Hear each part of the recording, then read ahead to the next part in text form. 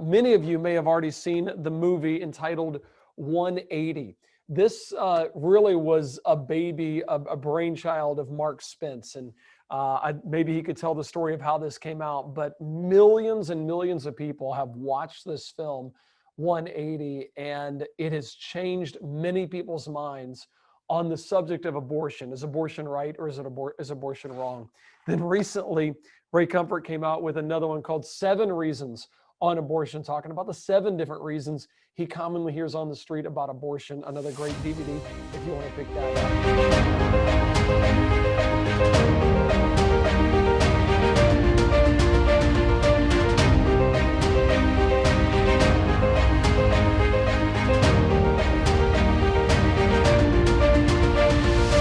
Mark, you wrote the School of Biblical Evangelism, which I've used, I've taught, I've encouraged people to get. You've done incredible movies, editing with Ray Comfort, and films you guys have produced. You just have to go to livingwaters.com, look at the list of films, and you've been involved in pretty much every single one of those. And yet this seems to stick out as a passion to you, the subject of abortion. Can you talk about that and maybe give us the history of 180 and how that happened? 180 was not going to be called 180. Originally, it was going to be called Hitler's Religion. And it coincided with a book that Ray was writing called Hitler, God, and the Bible. And I wasn't an editor. I didn't know how to edit. I had edited a video called Michael Jackson, the official cause of death. And I put it up on YouTube, and I don't remember how many views it got. It more than 500,000 views or something. And I said, Ray, let me try to edit something for your book. He contacted his publisher. His publisher liked the idea, and it had nothing to do with abortion. It had everything to do with Adolf Hitler and his religion. And then Ray went out, and he was interviewing people at Cerritos College, and he asked the question, finish the statement. It is okay to kill a baby in the womb when, then he handed the microphone over to them, put it inside their face, and people were having this epiphany. You know, it's never really okay to have an abortion. Or when somebody say, well, in the cases of rape or incest, or if the child is deformed, or perhaps the world is overpopulated. And he would begin to slowly debunk those questions. And then he would ask that question again. So finish the statement. It's okay to kill a baby in the womb when? And they said, oh, it's never okay. And people were changing their mind. So I just had this video footage, and I decided to put it inside that video, Hitler's Religion. And I called Ray into my office and I said, hey, Ray, I think we have a pro-life film. Watch this. Now, I was already done editing that video 2 weeks prior, but it was fresh inside my mind, and I put in some abortion stuff. And he said, wow, I think we do. All right, well, great, let's do it. And that was it. I had no idea that it was going to take off, but it certainly did. And we're excited that it did. As I say, if I go to the website for the film, which is 180movie.com, correct? Yes. Or go to YouTube. And yeah, because it's embedded there on YouTube. YouTube, it's available, 180 Movie. You just look that up. And depending on whether or not they changed up how you can search for YouTube things now, 5,868,688 views as of right now. That is amazing. That is amazing. Yeah, you know, it really is. You know, we had a friend that contacted us and told us to take the gospel out, right? It's a 33-minute film, and the gospel takes up 13 minutes of that 33 minutes. And he said, take the gospel out. Now, I'm a Christian. I love the gospel. But if you take the gospel out, you'll reach millions of people. As is, maybe it'll only reach 50,000 people, maybe 75,000 people or so. And Ray and I, we looked at each other and we said, you know what? We got to leave the gospel in. And his idea was you get people to become pro-life, you get them talking about the conversation, you go on Fox and Friends, and then they come back to your website, and then you spring the gospel on them. Well, we decided to keep the gospel in there. And like you said, we've had more than 5 million views on YouTube, and we've sold or given away more than 1 million DVDs for that film. It's amazing. Wow. So you have been on this topic of abortion for a while as a Christian. Obviously, it seems like that's where your passion comes from.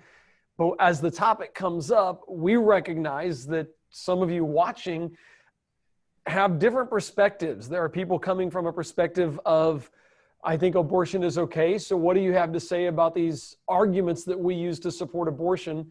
There are people coming from it, the perspective of real hurt and pain because you or your girlfriend or your spouse or you were pressured into having an abortion. And so for you, this is a lot closer to home. And I realize this is two guys talking about what the world today would term a woman's issue. And what in the world right do men have to talk about this issue that has to do with women? And that's actually one of the arguments we'll talk about. But I just want you guys to know right at the front that we realize there's different perspectives. And we hope that the way we communicate is not just intellectual, it is also emotional, understanding there's a lot of different perspectives and different people that have gone through different things when it comes to this. But Mark, I want you to kind of jump off and just, we've got a whole list of arguments to go through, but why is it, because you told me this earlier, and the way you communicate this is powerful, why is it that just these arguments and the fact that they can be defeated hasn't changed the narrative and hasn't, some people still don't hear that?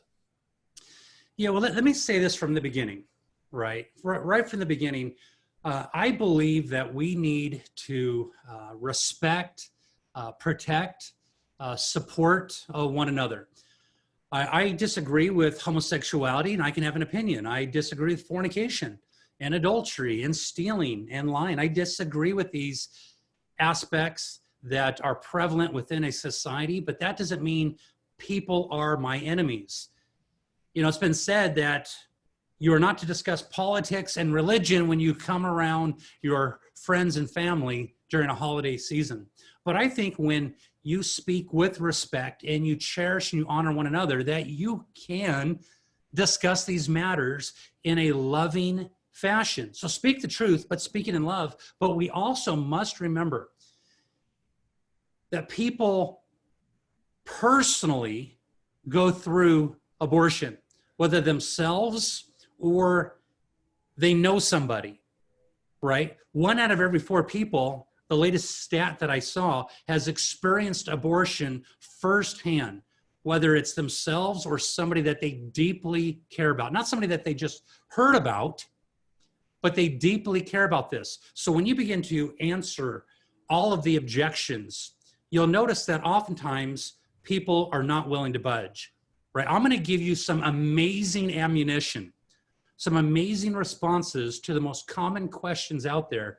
And when somebody just gets more and more heated and is not willing to listen, I dare to say it's because you've touched upon something very personal to them. And somebody once said, people don't care how much you know until they know how much you care, right? When you start talking about, hey, abortion should be illegal in all cases, in all circumstances, in all situations, and then somebody says, well, what about rape? What if they were raped? They don't want to hear that the baby has a heartbeat. They want to hear that you have a heartbeat. They want to know that you care about what they're going through. And when your back is up against the wall, you will make some drastic decisions. And oftentimes, when a woman has an abortion, it's because they are left hopeless and helpless, and they feel like there's no other way out. So we come alongside, we weep with those who weep, we mourn.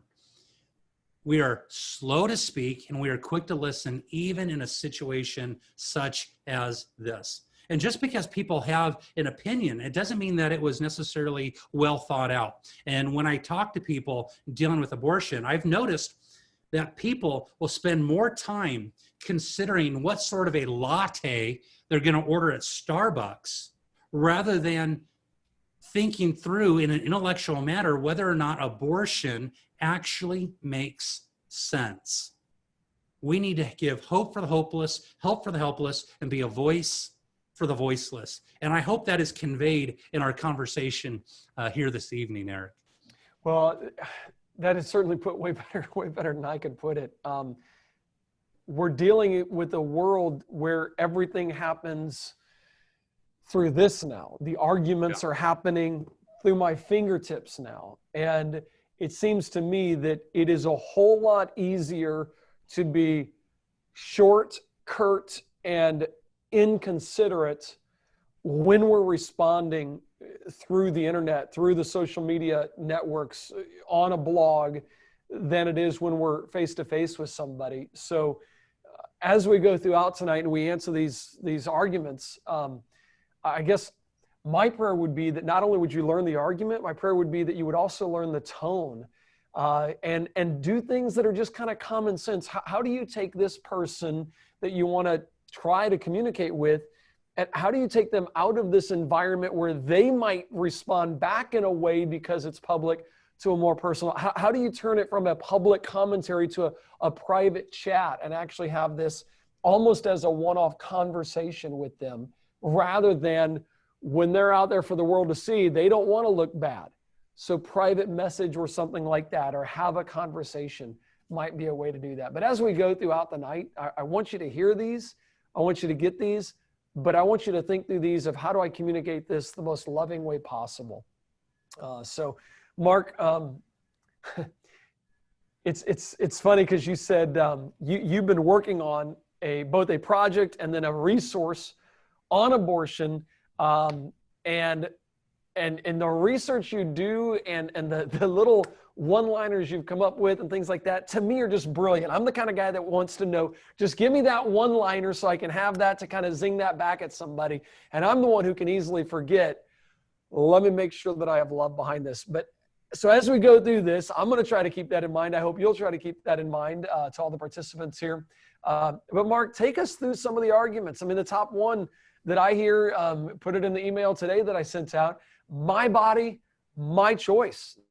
Listen, you, and especially men, you have no right. I don't know if you categorize these arguments in different categories, but can you launch us into some of these arguments? We hear them on the street, and then how do you deal with them? Yeah, most certainly. That is the number one objection I get. Listen, it's her body, it's her choice. Perhaps I'm personally pro-life, somebody will say, but I think that it's a woman's right to choose.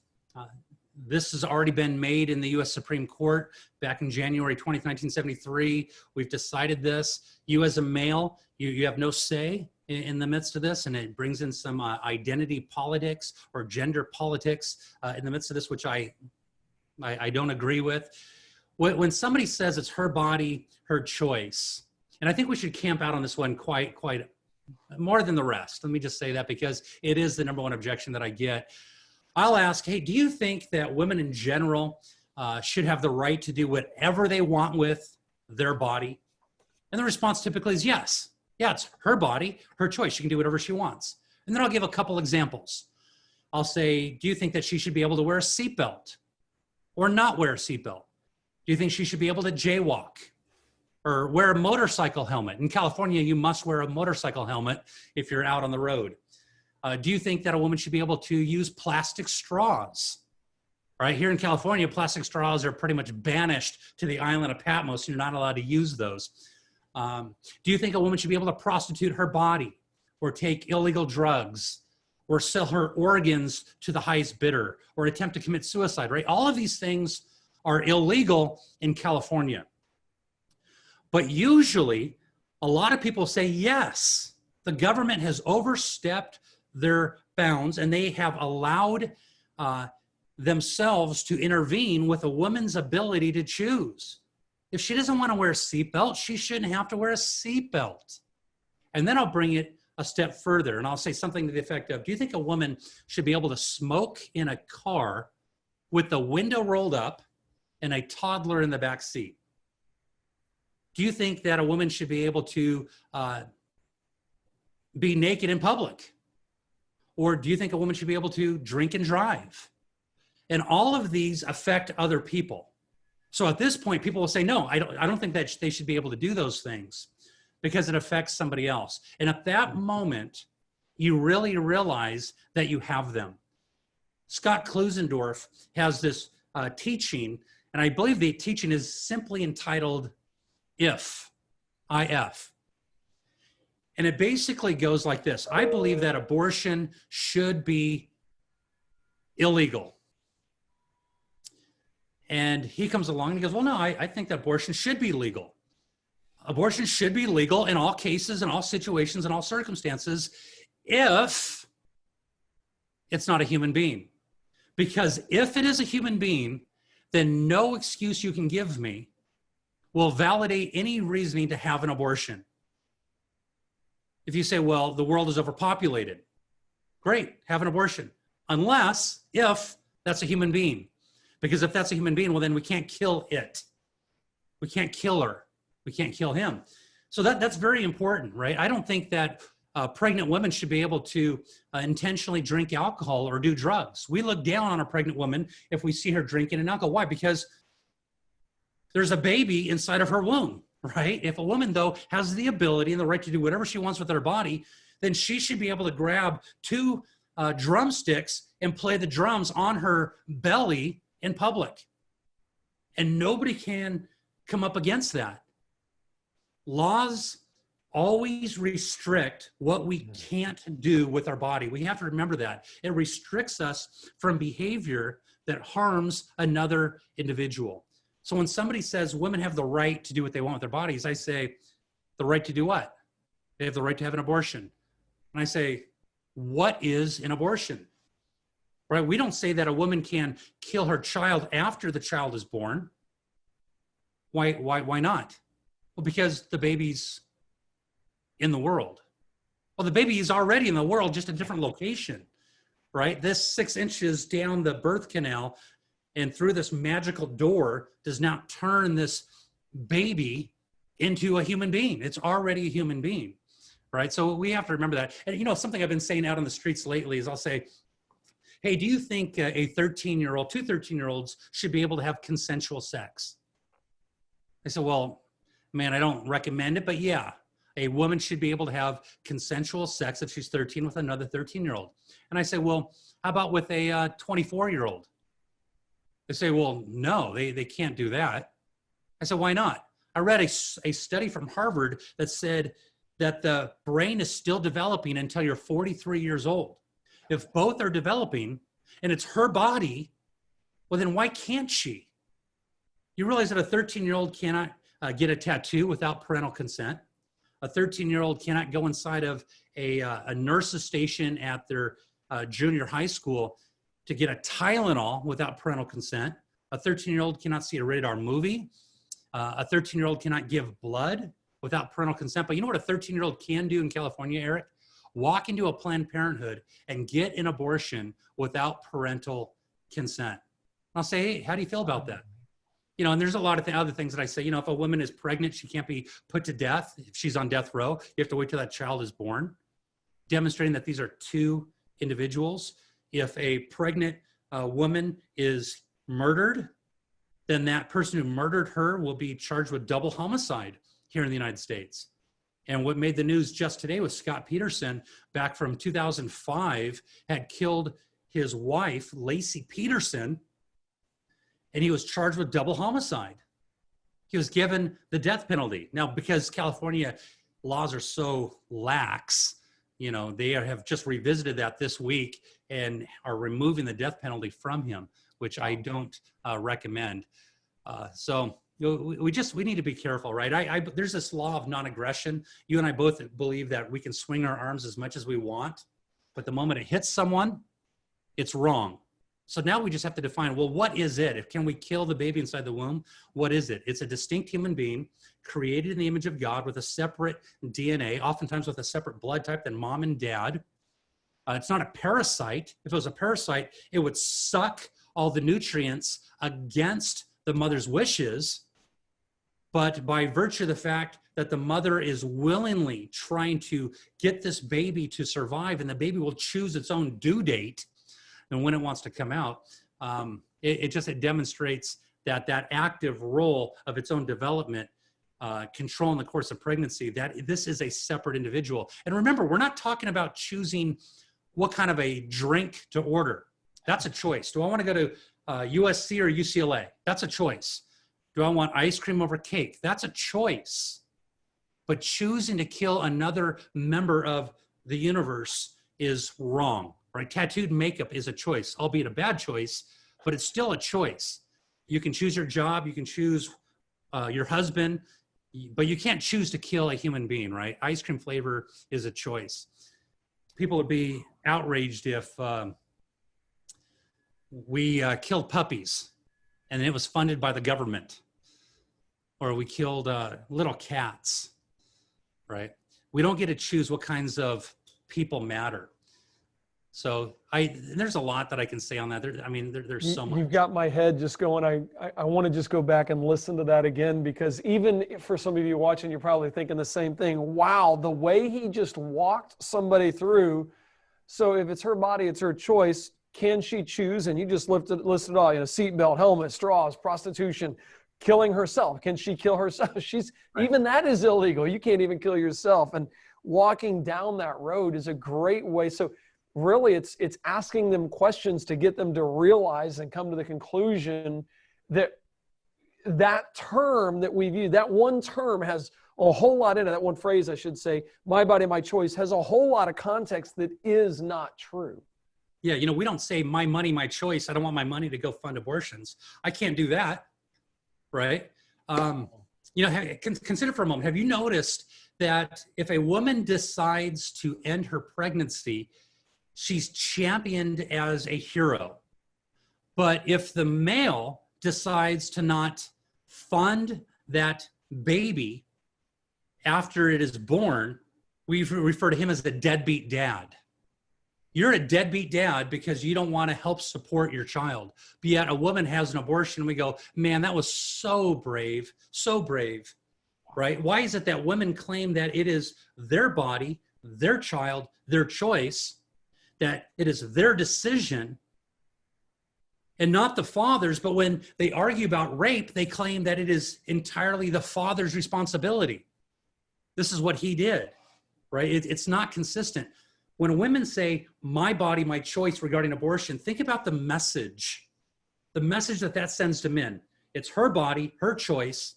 So I don't need to take on the responsibilities of manhood or marriage or fatherhood. It's her body, her choice. Therefore, it's her problem. It's her issue. We need to realize that this is a joint journey, right? If a man uses a woman for nothing more than sex, gets her pregnant, and she has an abortion, he can shrug it off as, well, it's a woman's issue, right? Not my body, it's her body, her choice. This argument for women's bodily rights is a result in women being neglected rather than respected and ultimately protected. We must remember that. I was looking on the BBC website a little while ago, share my screen with you guys here. And as we went through some of the different issues, some of the different things, I just started looking up, because they're trying to proclaim, look, yes, of course abortion is okay. And ladies, just so you know, here's all the arguments. Women have a moral right to decide what to do with their bodies, and it's the first thing on their list. The right to abortion is vital for gender equality. And then they just kind of go on why they think it is, and they kind of have the basic things that affects women disproportionately. Of course, I would disagree with that. They go on to say again, they come down to it's a bodily right. No man should be able to decide what a woman does with her body, and that is their main deal here. Childbearing is going to, deplete them from their freedom and from their equality. So they went through, and that was the main thing in their argument right here was it's her body. Men, Mark, Eric, you have nothing to say about this. No dad has anything to say about this. So what you're doing really is you're exposing the hypocrisy of the statement. Is that really kind of at the end of the day, what you're doing with that is you're trying to lovingly ask questions that expose the hypocrisy of what's going on? Yeah. That's exactly right. When somebody says it's my body, my choice, I often will say, well, do you believe that that baby in the womb is part of the body, like another finger or an appendix or a liver? Do you actually believe that the mother has 20 fingers or 20 toes? And all people say, yeah, absolutely. I said, well, if she's pregnant with a male, you believe she's half male and half female. If she's pregnant with two twin boys, you believe that she's mostly male than female, right? It gets the engine rolling there, and they begin to think through the position if they are reasonable, right? I mean, a car is not part of a garage because it's parked there, and and a cake is not an oven because it's baked there. We have to remember that a baby in the womb is entirely distinct and separate from the mother and the father. You're making me want to get 4x6 cards or 3x5 cards and literally have flashcards with their argument and my response on the back, because every single one of these is just brilliant the way that you're laying that out. How many more arguments do you hear? Is that like 50% of the argument is the my body, my choice argument? Is that 70% of what they present? Any idea? Well, it's the first response. It's to get the conversation going. I'll say, so abortion, it's their body, their choice. Next response, somebody will say, well, listen, I'm personally pro-life. I'm personally pro-life, but abortion should be legal. And when they say something like that, I'll say, well, why is that? Is there something wrong with abortion? Why are you against it? Well, what is the issue? That's like saying, I'm personally against slavery, but people should be free to own slaves. Or I'm personally against murder, right? But people should be free to kill others. There is no middle ground for any human right abuse. Right? I might say, do you believe that through the whole course of pregnancy, including when the child is able to survive outside the womb, that viability, do you believe that the mother should have the right to kill that baby? Now, oftentimes people say, well, no, I don't think if it's past that place, if it's in the third trimester, maybe you should just deliver the baby. And I'll say, well, do you realize that Kamala Harris and Joe Biden, they both believe that if there was a botched abortion and the baby survives, that the baby should not receive any help and die there on that cold table. And they also believe that if the mother goes a full 9 months and delivers the baby, and it's a good, healthy baby, there's nothing wrong with that baby, 5 minutes earlier, the mother should have the right to kill that baby, even though the baby would have survived outside the womb. These are the sorts of people that are trying to get inside the Oval Office, and we need to be careful, and we need to vote very carefully. I'm not telling you who to vote for. I'm telling you who to vote against. I can never vote for somebody who's for the killing of the most vulnerable person amongst us. I was thinking about this 2 days ago. I used to be able to go, we had an abortion clinic that was open. It shut down over on 9th Avenue here in Pensacola. And so when I was able, I'd go over there and I'd stand there and I'd try to talk to women that are going in. And I always remember seeing the abortion doctor pull up in his private, vehicle with, sheriff's department escorting him, making sure he's safe. He would fly in, come in, do the abortions and fly right back out of town. And I thought, I wonder how I would react if I got permission to interview this doctor on the way to the abortion clinic. And I'm sitting there with my video camera and I'm videotaping and we're having a conversation in the car. We pull in, we see the people on the street and yeah, they're protesting. And then we get out and we go in and I'm sitting there filming and I'm actually there observing him taking the life of a little baby child. I just wonder if it would be more real or as real as it should be, because we've seen the baby parts, we've seen the sonograms, we've seen the ultrasounds, we've seen, and yet somehow it still seems like it's been so normalized in the United States that it almost doesn't shock us anymore. And that concerns me for as I think through this. And I go, I wonder if I would be able to contain myself watching this happen. versus it's out of sight, out of mind. Anyway, I've wondered where I would be. Have we just become accustomed to this? Is that part of the problem? And I want to get to the rest of these arguments, but I realize every argument has been answered. It's not really a matter of the arguments anymore, but I want to teach people how to give those arguments. But have we just become accustomed to this?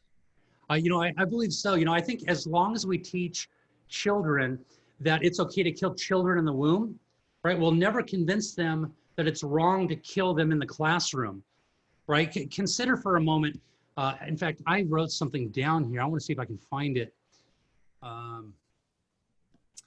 We're a nation that accepts pornography, but we hate abuse. We're a nation that doesn't believe in gender, but we fight for women's rights. We're a nation that believes no child should be left behind, but we've aborted over 60 million people in the US. We listen to celebrities who are against guns inside the United States, but they have armed guards. We hear politicians preach to us about there being no need for an international border wall, but they live in mansions surrounded by walls. You're allowed to believe whatever you want to believe, but it has to agree with the hard left. From goo to you by way of the zoo, we are merely molecules in motion, and we have no real meaning to life. We start off as fish, and somehow we've all ended up as philosophers.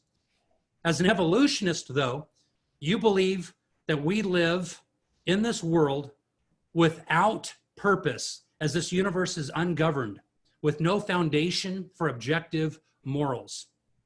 Now, as a Christian, Eric, you know that we believe that all life is valuable, right? From the womb to the tomb, everybody is to be respected. And consider this quote from Johnny Erickson Tata. She says, though gradually, though no one remembers exactly how it happened, the unthinkable becomes tolerable, and then acceptable, and then legal, and then applaudable. We applaud people. That's a hard thing right there, my friend. Oh my goodness. All right, so my body, my choice, the biggest thing you're going to face after that, you said people that are personally for pro-life, they are pro-life, but still think, hey, let women choose for themselves. What other kind of arguments do you come across?